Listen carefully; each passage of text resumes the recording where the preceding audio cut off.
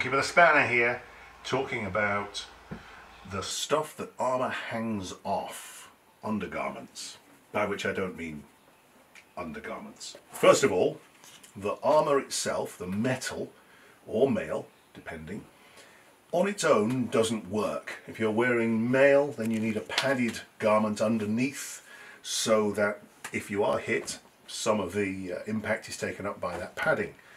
But we're talking really about stuff like this, the plate armour. Now, here we have an example of an arming jack which has honestly seen better days. It's worn through, there are holes in it, it's very, very ragged. It's had the lining replaced several times. Apparently this is made out of an old tent that Don burnt down inadvertently. He now owns the tent, turned it into a jacket.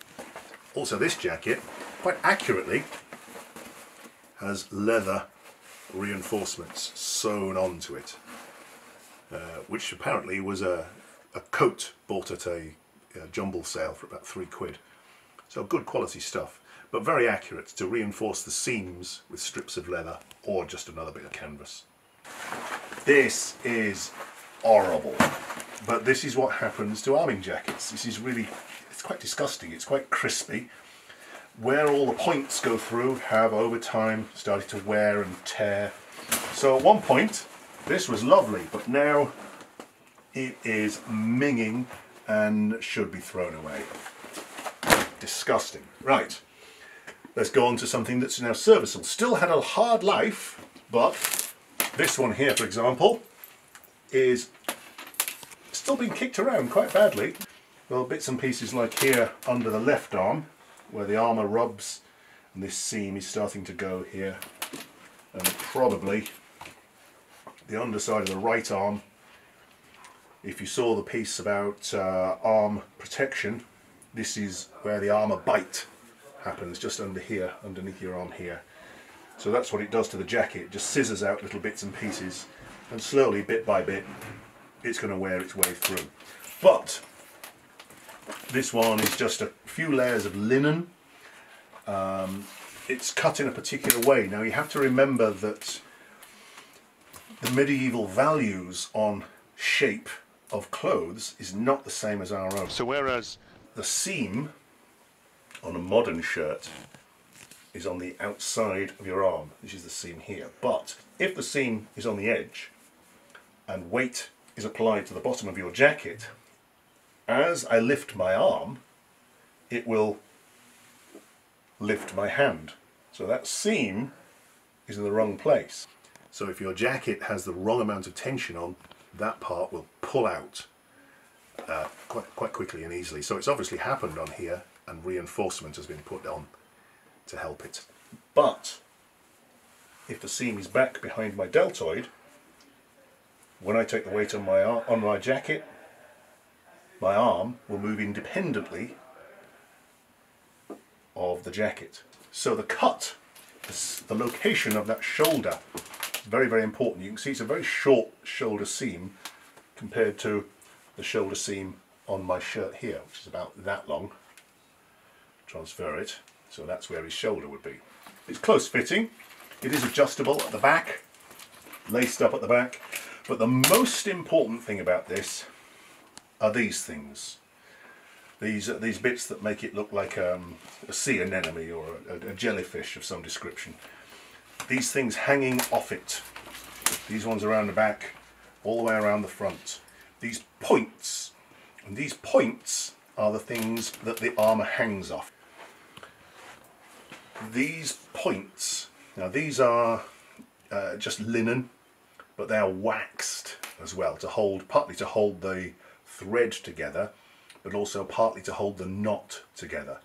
And they have these little points on the end so that they'll go through the holes much more easily. Because there's nothing worse than trying to thread frayed rope or string or old bootlace through one of these tiny little point holes. You can see how small the hole is that you're trying to get it through. So without the little points on the end, it's very, very hard. Also, we use a thing called an arming knot. So if we think about a double slip knot, we are simply going to take a loop, put a loop through the loop and pull it tight. So that's an arming knot, but it's difficult to get tight against the armour, so you have to fiddle it a little bit. So once it's in, get it in as close as you can, and you do have to fiddle, fiddle, fiddle until it's in tight to the armour. The reason we have this knot with the double loop up and the double tails coming down, and you see it in all of the illustrations, is so that it's easy to remove, quick and easy. Quite simply pulling on these two ends, I put a little bit of traction here, and my knot is completely undone, so I can get the armour off in an emergency. Failing that, we're quite simply going to cut them.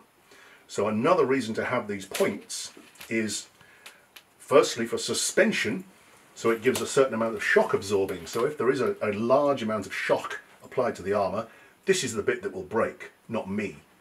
That will take the shock and dissipate it. Plus, it's probably the best way to do it. People say, why wouldn't you have buckles in there? That's too bulky. This doesn't work. Points are better than having straps and buckles. It doesn't work. Back in the early days when we used to do this sort of thing, we very often had a strap and a buckle here, and all that would happen is it would slip forwards of your deltoid and then the whole arm would drop down a couple of inches and then you can't bend your elbows anymore. Rubbish. So on the shoulder, on the left arm here, we can have, you see there are 3 sets of laces, and they suspend the armour. So the armour is not hanging on itself, the armour is hanging on the points, which is then in turn suspended by the arming jacket. The same thing applies to the legs.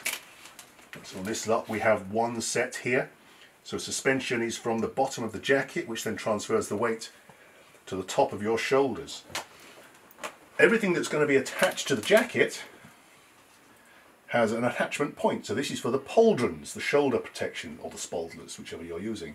So from the collar up here, we've got the shoulder protection, the arm protection, the leg protection down at the bottom, and this is to hold our male skirt all the way around. So this is not just held up with a belt, it's attached to the jacket.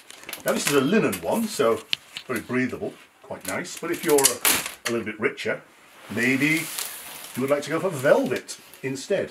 Now this is pretty much the same thing. You can see the same wear marks, but we have a few more bits and pieces. So we've got 1, 2, 3, 4 laces to hold the arms on this instance. And at the front we have here 1, 2 points to hang the legs off, and still points to hang our male skirt off all the way around. But it still suffers the same damage to the jacket, all in exactly the same place as it starts to wear out under the arm, where you get armour bite, and of course a lot of sweat. One thing that does go here on the sides, on the ribs, you can see my finger poking through here. So on the sides we start to get the armour rubbing against the side of the body, and slowly, bit by bit, it tears through the jacket. But once it does start to tear through, get another one, because the jacket is the thing that everything depends on. If the jacket doesn't work, or if the jacket is worn out, then the armour doesn't work. Also, it's better if you can build the jacket in this position. Build it like this, because you don't ride or fight like this. You're generally speaking going to have your arms forward.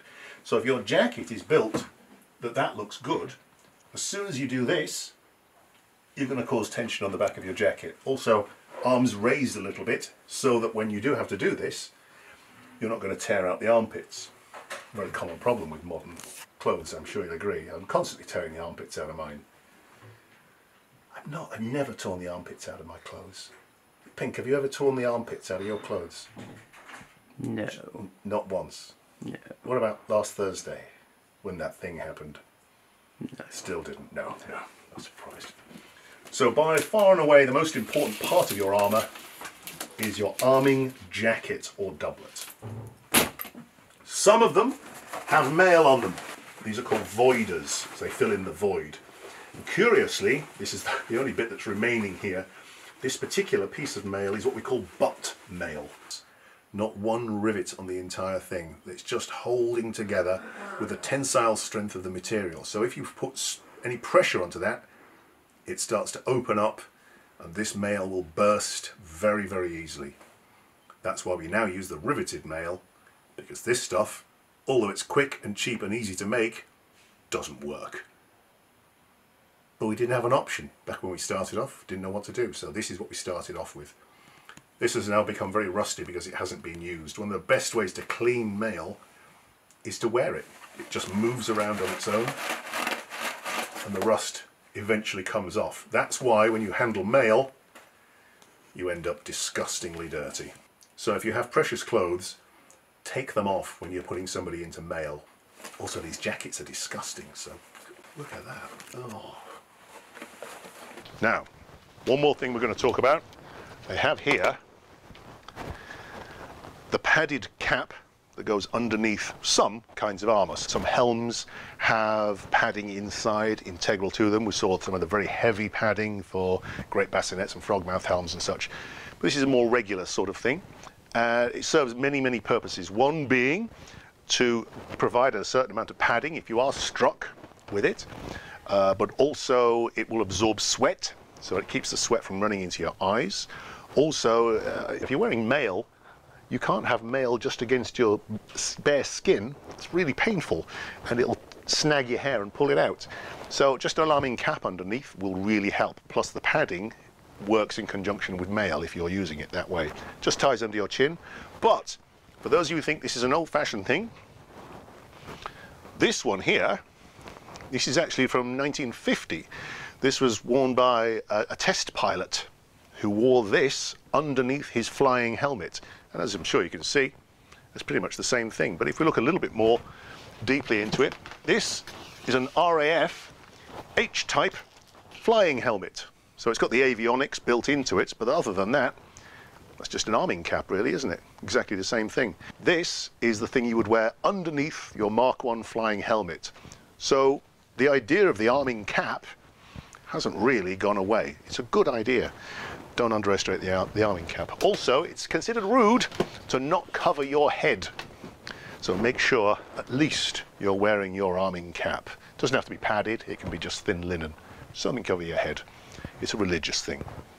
So, the most important part of your armour is the jacket that you put underneath it, the bit nobody sees. But when it's worn out, get another one. Thank you.